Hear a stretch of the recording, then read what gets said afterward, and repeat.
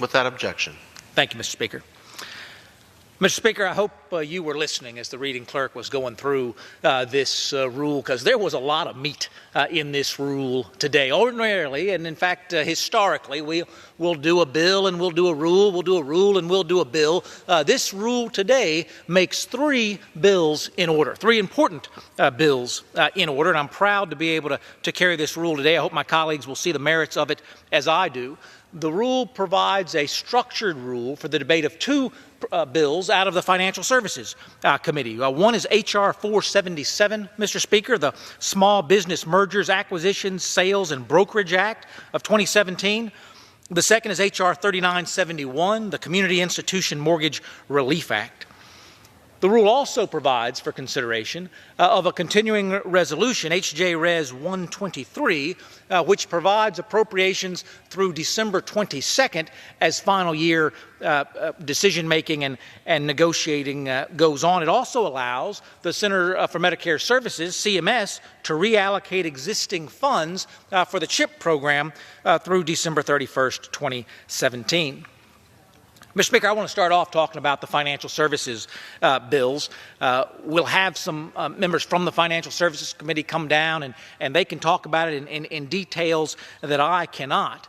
But it was a fascinating hearing we had in the Rules Committee last night, Mr. Speaker. We had the chairman, Mr. Hensling out of Texas. We had the ranking member, Ms. Waters, and it was a conversation about how we protect people. How do we serve people better? Now, the Community Institution Mortgage Relief Act, Mr. Speaker, is the result of small community banks, local credit unions, saying we're having a tough time providing mortgages to our members because the Consumer Financial Protection Bureau has created rules designed to protect consumers that are protecting them right out of access to a mortgage at all.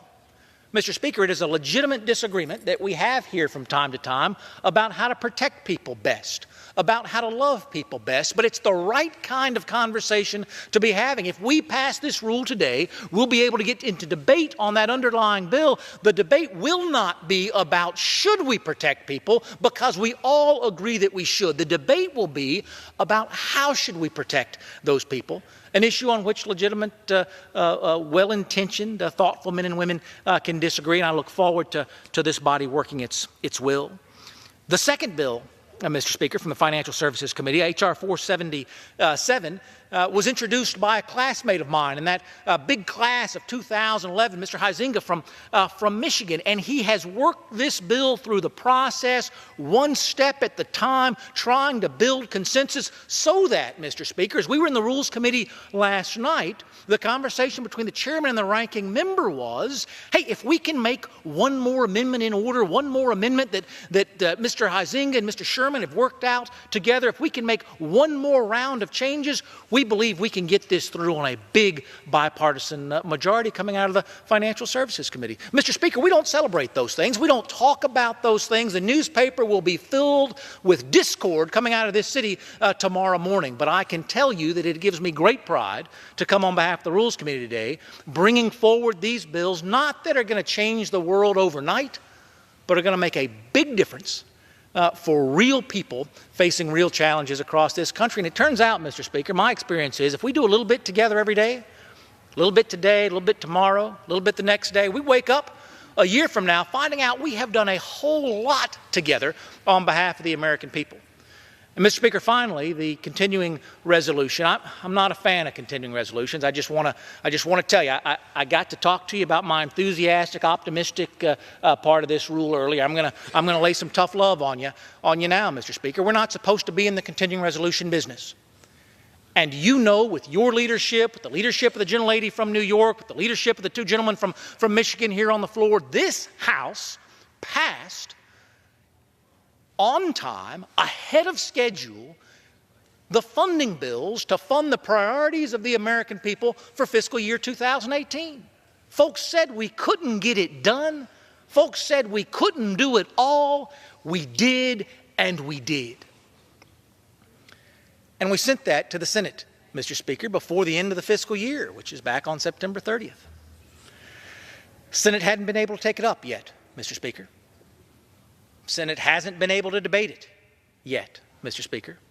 I don't know if the Senate's going to get it done in the next 2 weeks, but there are folks in this institution, Mr. Speaker, who say, you know what, we couldn't get it done in the Senate over these last 2 months, so let's just go ahead and pass a continuing resolution for all of fiscal 2018. And a continuing resolution, for folks who don't follow the appropriations process, means, hey, if it worked well last year, let's just do the same thing next year.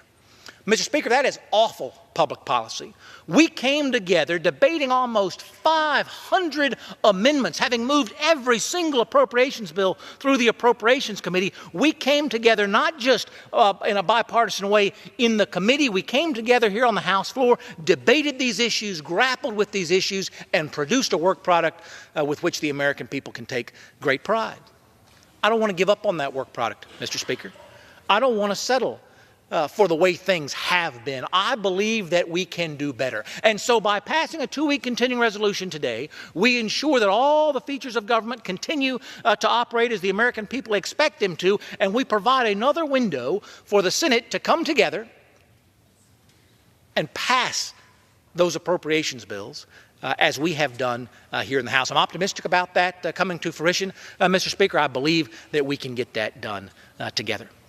Mr. Speaker, we can take up these bipartisan efforts from the Financial Services Committee. We can take up this important effort to continue the funding of the government if we pass this rule today. With that, Mr. Speaker, I urge my colleagues to support the rule, and I reserve the balance of my time.